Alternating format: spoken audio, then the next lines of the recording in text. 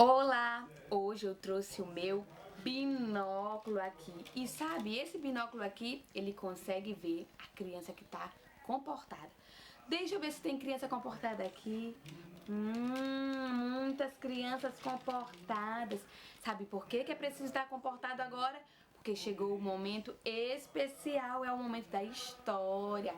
Então, todo mundo comportado, porque o meu binóculo do comportamento tá bem aqui comigo. Olá, meu nome é Tia Nenoca e eu fui convidada pela Flávia Agreste para falar um pouquinho sobre a arte de contar histórias. E desde já quero deixar meu agradecimento pelo convite e dizer que eu estou muito feliz em estar aqui repassando um pouquinho do que eu sei.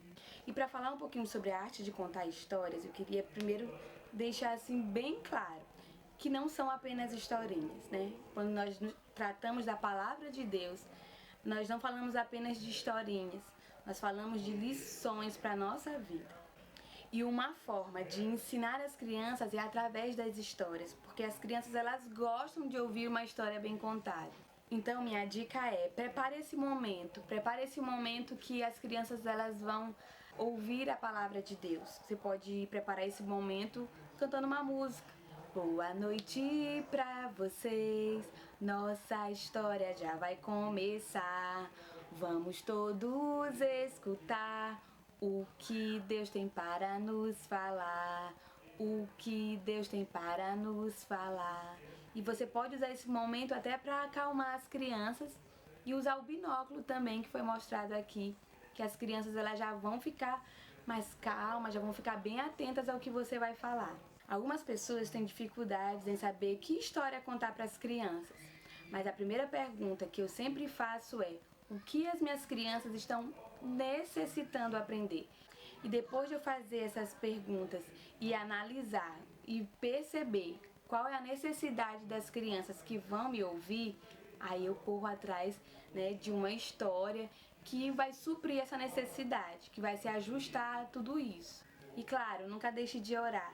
Depois de você fazer essa avaliação, ore, peça direcionamento para Deus, para Ele mostrar para você qual a história melhor se encaixa nesse momento.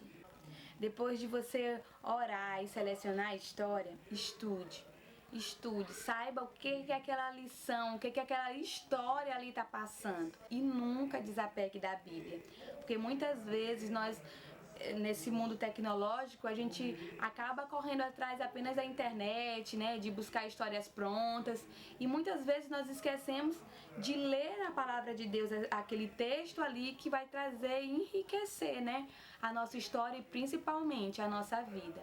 Há um tempo atrás eu fui buscar uma lição, né, sobre Sansão. Busquei na internet, vi muitas coisas ali, e quando eu fui ler na Bíblia, eu percebi que tinha muitas coisas que precisavam e poderiam ser acrescentadas na história, e que não, na internet era algo muito resumido, na internet era algo bem pronto já. Eu costumo dizer que quando você estuda a palavra de Deus é como se você estivesse se alimentando, né? Então esse alimento que você está comendo, ele está vindo os nutrientes para você. Você pode passar as informações, né, do que você está sentindo ao comer tudo aquilo para a pessoa, mas é você que está sendo nutrido.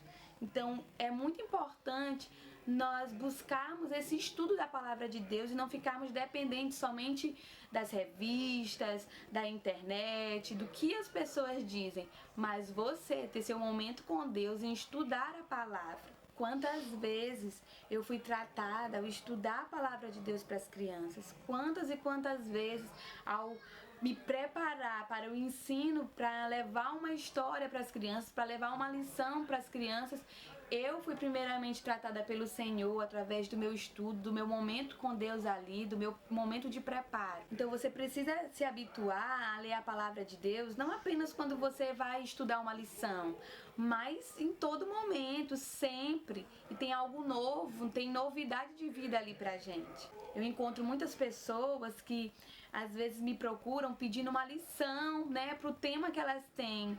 E o que eu percebo é uma dependência das pessoas em ter tudo pronto, em ter tudo rápido. E a busca por aquilo, a busca, né, pelo Senhor falar com você, pelo Senhor tratar com você, parece que não importa, parece que não é tão importante assim.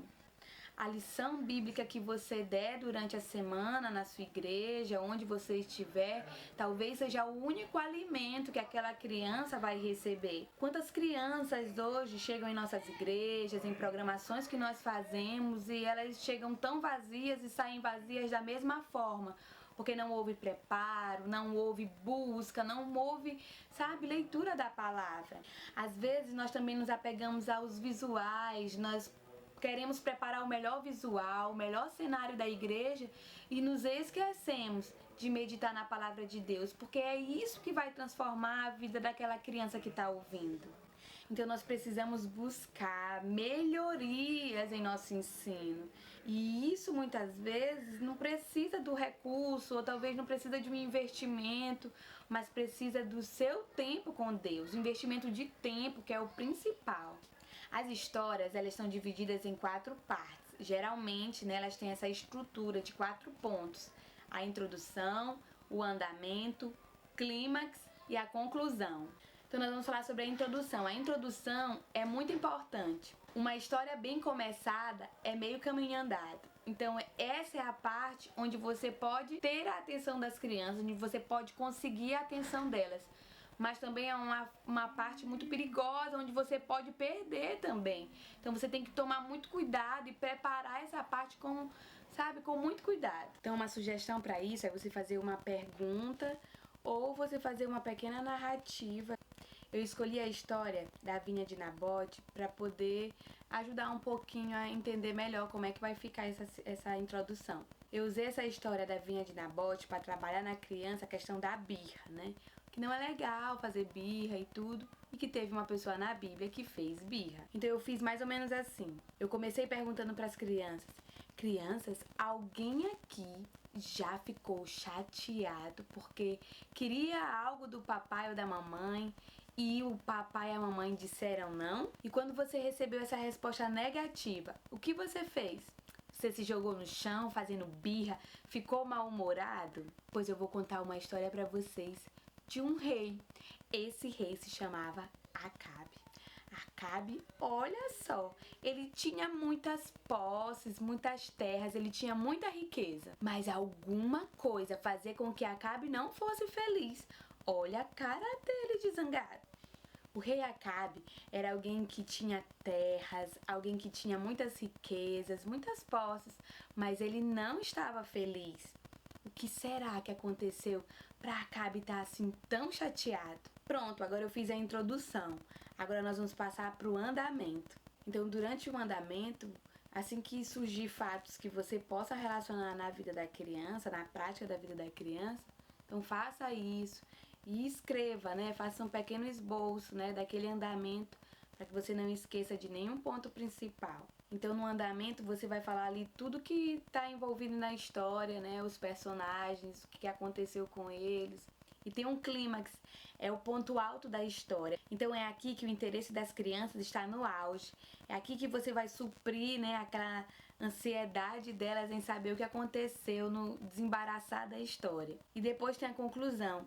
Isso deve acontecer imediatamente depois do clímax. Então, às vezes, os professores, eles acabam, terminou o clímax da lição, então eles ainda querem continuar contando história, puxando outras lições, e isso é perigoso. E isso pode estragar a sua história. Por isso é importante planejar e pensar como vai ser o término da sua história. Eu não contei a história toda porque iria ficar muito extenso o vídeo, mas você pode ler em 1 Reis 21 essa história linda e muito especial.